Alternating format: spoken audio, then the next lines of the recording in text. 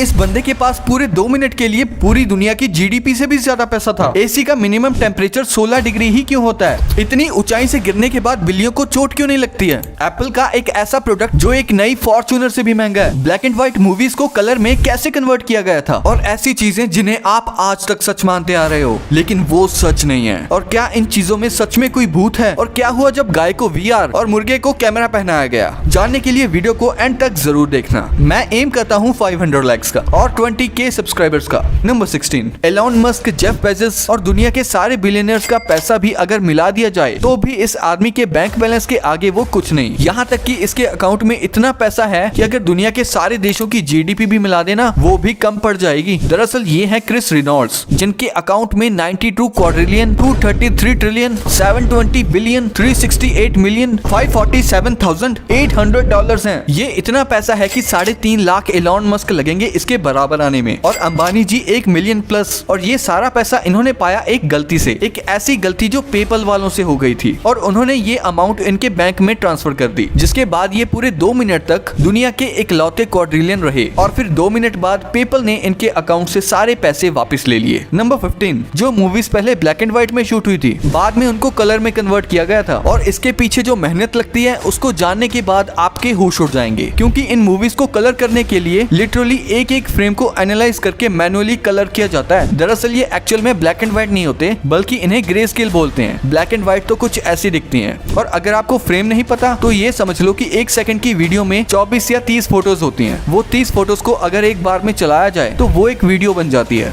वो भी 1 सेकंड की। तो अगर हम 24 फ्रेम को पकड़े 1 सेकंड में, तो एक 3 घंटे की मूवी में तकरीबन 2.5 लाख फ्रेम से भी ज्यादा फ्रेम्स होंगे। कलरिस्ट हर फ्रेम को लेकर उस पर रिसर्च करके एनालाइज करते हैं कि शेडोज कहाँ है, लाइट कहाँ से आ रही है, और कपड़ों और स्किन को क्या कलर देना है। ये सब डिटेल्स ध्यान में रख के एक एक फ्रेम को कलर किया जाता है। और अगर पूरे 200 लोगों की टीम इस काम को मिलके भी करें तो भी एक पूरी मूवी को कलर करने के लिए 1.5 साल का समय लग जाता है। बाप रे। नंबर 14, ये है दुनिया का सबसे भुक्कड़ जानवर, जो भूख लगने पर एक मेंढक, मछली, बतख, कछुआ, कबूतर, कुत्ता, बिल्ली, भालू, गधा, कंगारू, यहाँ तक कि एक इंसान को भी खा जाए अगर इसका बस चले तो। दरअसल ये है पेलिकन, जिनकी चोंच के नीचे एक थैली होती है, जिससे ये आमतौर पर तो मछलियां पकड़कर ही खाते हैं, लेकिन ज्यादातर ना खाने वाली चीजों पर भी मुंह मारते रहते हैं। दरअसल इस प्रजाति के खून के अंदर एक अलग ही चुल है कि इन्हें सब कुछ खाना है, भले ही फिर उसका अंजाम मौत ही क्यों ना हो। जैसे ये एक भालू के बच्चे को खाने की कोशिश कर रहा है, जबकि इसे पता है कि भालू इसकी फाड़ के रख सकता है, लेकिन फिर भी ये ढीठ नहीं मानेगा और अगली बार इससे भी बड़े शिकार पे मुंह मारेगा। हद तो तब हो गई जब इसने अपना मुंह खोला एक जिराफ को खाने के लिए। नंबर 13, वीआर का यूज तो अब गाय भी कर रही हैं, लेकिन एंटरटेनमेंट के लिए नहीं। दरअसल इसकी शुरुआत हुई रशिया से, जहां ज्यादातर बर्फ पड़ती है, जिसकी वजह से गाय को हरियाली नहीं दिखती, तो उसको मूड स्विंग्स होते हैं, जिसकी वजह से गाय दूध भी बहुत कम देने लगती है। इसीलिए रशिया ने ये वर्चुअल रियलिटी ग्लासेस बना दिए, जिन्हें गाय को पहनाकर मस्त खुला आसमान और हरी भरी घास के मैदानों की फिल्म दिखाई जाती है, जिससे गाय का मूड फ्रेश हो जाता है। और 22 लीटर दूध देने वाली ये गाय वीआर लगा के अब 27 लीटर दे रही है। इसीलिए तुर्की और बाकी के देशों में भी ऐसा किया जा रहा है। नंबर 12, आपको विश्वास नहीं होगा कि कैट्स को कितनी भी ऊंचाई से गिरा दो, हाँ बुर्ज खलीफा से भी और चाहे हेलीकॉप्टर से भी, ये सरवाइव कर सकती हैं। लेकिन ये सुनकर प्लीज अपनी बिल्ली को खिड़की से बाहर मत फेंक देना।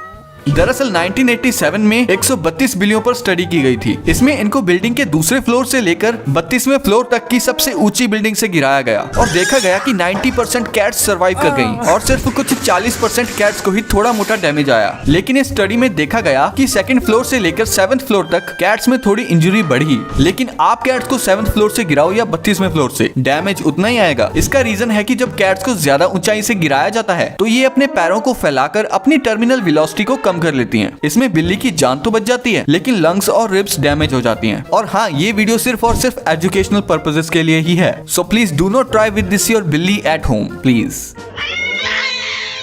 नंबर 11, ये एप्पल का सबसे पावरफुल प्रोडक्ट है। ये एक नई फॉर्च्यूनर से भी महंगा है और ये प्रोडक्ट कोई हीरे मोती या सोने का आईफोन भी नहीं है। एप्पल $1 ट्रिलियन कंपनी बन गई है सिंपल प्रोडक्ट्स को महंगा बेचकर। उनका एक छोटा सा क्लीनिंग क्लॉथ भी 2000 रुपए का आता है और ये क्लॉथ आपके आंसू पोंछने के काम आएगा जब आप एप्पल के इस पीसी का प्राइस सुनोगे, जो है 42 लाख रुपीज। इतने में आप 8 वैगनार खरीद सकते हो। जी हाँ, वही वाली वैगनार 10 लाख हॉर्स पावर से बनी EMI पे ली हुई ये मिडिल क्लास गाड़ी परफेक्ट है लाने के लिए दूध, और अपना एक टैक्सी स्टार्टअप शुरू कर सकते हो ओला उबर की तरह। और इसके नीचे लगने वाली व्हील्स कुछ गाड़ियों के अलॉय व्हील से भी महंगे हैं, जिनका 4 का सेट 70,000 रुपए का आता है। लेकिन इसके महंगे होने के 2 बड़े रीजन है। पहला है डिजाइन एंड क्वालिटी। एप्पल का क्लेम है कि उनका ये मैक प्रो 100% रिसाइकल्ड एल्यूमिनियम से बना है और एप्पल को इसके डिजाइन पर भी बहुत नाज है, लेकिन मुझे तो ये एक कद्दूकस के जैसा लग रहा है। खैर, इतने पैसे ले रहे हैं तो आपको दुनिया का सबसे पावरफुल पीसी मिलना चाहिए, जो कि है भी। इसमें आपको मिलती है 1.5 TB की रैम, जिसकी कॉस्ट अकेले ही 20 लाख रुपए है। दूसरा रीजन है यूजेज। एप्पल भी जानता है कि आप इस पीसी को GTA खेलने के लिए तो बिल्कुल यूज नहीं करोगे। इस पीसी का इस्तेमाल होता है डिज्नी और मार्वल जैसी हाई एंड प्रोडक्शन मूवीज की एडिटिंग और एनिमेशन के लिए, जिनके लिए हर डिटेल का परफेक्ट होना बहुत जरूरी है। बाकी 42 लाख रुपए में सिर्फ आपको ये पीसी मिलता है। अगर आपको एप्पल की XDR डिस्प्ले,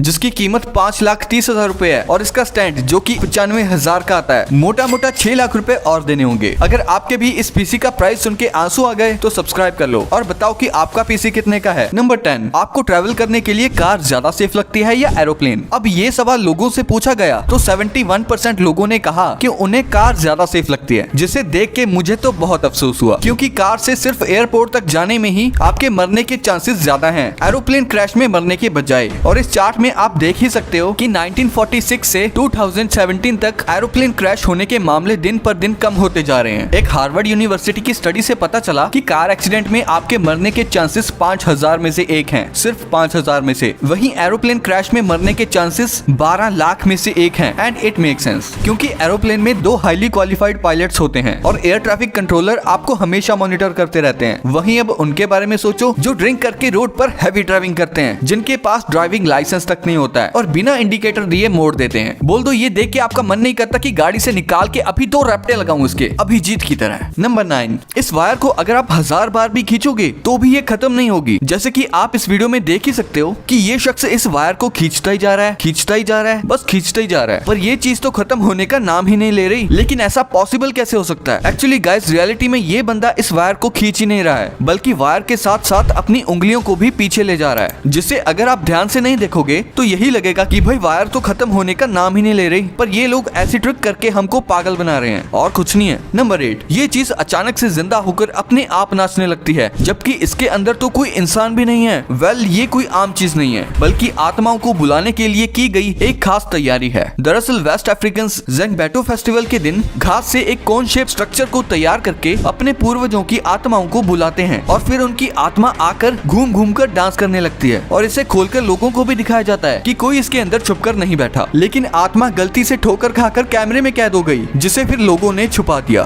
तो अब बताओ, क्या सच में इसमें कोई आत्मा आती है? वैसे इनकी म्यूजिक में वाइब तो है।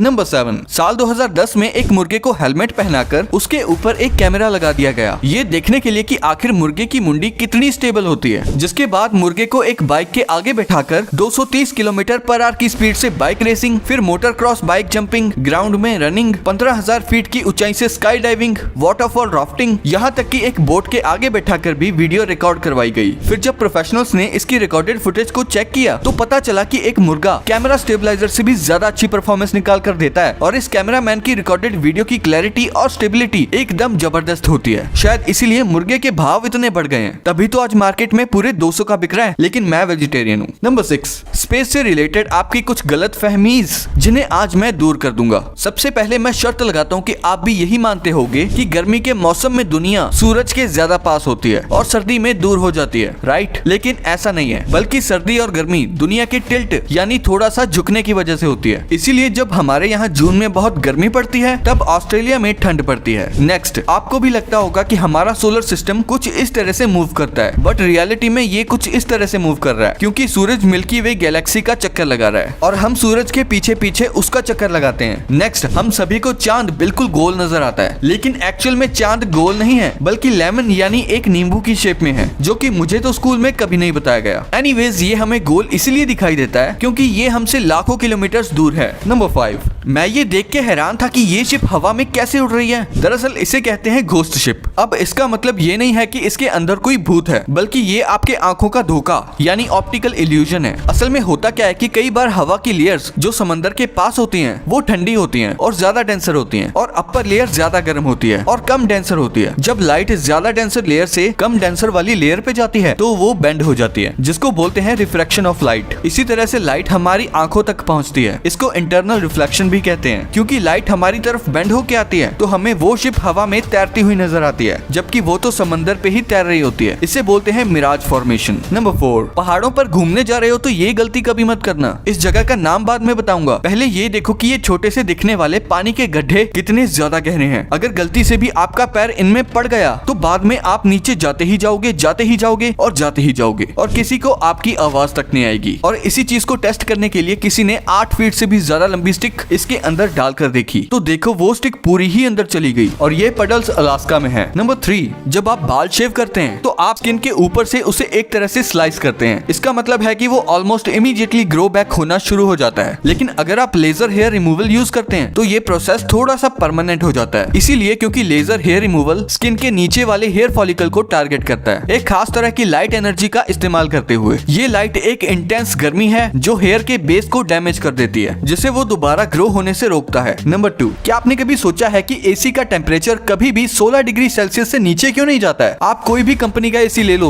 उनका मिनिमम टेम्परेचर 16 डिग्री ही होगा। इसके पीछे कुछ रीजंस हैं। सबसे पहले तो अगर आप 16 डिग्री से कम टेम्परेचर करोगे तो एसी का एक इंपॉर्टेंट पार्ट इवेपोरेटर कॉइल जो एयर को ठंडा करता है वो फ्रीज हो जाएगा, जिससे एसी ठीक तरह से काम नहीं कर पाएगा। 16 डिग्री सेल्सियस के नीचे का टेम्परेचर आपके लिए अनकंफर्टेबल होगा और हेल्थ के लिए भी रिस्क हो सकता है, जैसे कि हाइपोथर्मिया। कंपनी एसी को ब्यूरो ऑफ एनर्जी एफिशिएंसी के अकॉर्डिंग ही बनाती है, ताकि एसी की एफिशिएंसी और कंफर्ट बैलेंस में रहे। और ये ज्यादा लो टेम्परेचर को डिस्करेज करते हैं, क्योंकि ये एनर्जी कंजम्पशन बढ़ा सकते हैं, और एसी की ज्यादा लो सेटिंग से डीह्यूमिडिफिकेशन में रुकावट आ सकती है, जिससे एक ठंडा और गीला माहौल हो जिसमें मोल्ड ग्रोथ हो सकती है। हाँ, लोअर टेम्परेचर वाले एसी पॉसिबल है डिजाइन करने में, लेकिन उससे कॉम्प्लेक्सिटी और कॉस्ट बढ़ जाएगी, जिससे एसी का प्राइस भी इंक्रीज होगा। वैसे आप कितने टेम्परेचर पे अपना एसी रखते हो? नंबर 1, क्या आपने कभी सोचा है कि जब डॉक्टर्स आपको इंजेक्शन देते हैं तो वो सिरिंज को इस तरह से क्यों फ्लिक करते हैं? देखने में तो ये छोटी सी चीज ही लगती है, लेकिन असल में ये आपकी सेफ्टी के लिए काफी जरूरी है। देखो, जब मेडिसिन सिरिंज में डाली जाती है तब कभी कभी हवा के बबल्स सिरिंज में फंस जाते हैं। अगर ये बबल्स आपकी ब्लड स्ट्रीम में चले जाते हैं तो वो आपके ब्लड फ्लो को ब्लॉक कर सकते हैं। लेकिन जब डॉक्टर सिरिंज को फ्लिक करते हैं तो वो ये बबल्स को ऊपर ला देते हैं और फिर प्लंजर को दबाकर उन्हें बाहर निकाल देते हैं। इससे ये इंश्योर हो जाता है कि मेडिसिन सही तौर पर इंजेक्ट हो रही है। ये वीडियो तो आपको मस्त लगी होगी, बट ये 2 वीडियोस भी बहुत कमाल की हैं, तो इनको भी चेकआउट करो। मिलते हैं अगली वीडियो में, तब तक के लिए कीप द नॉलेज।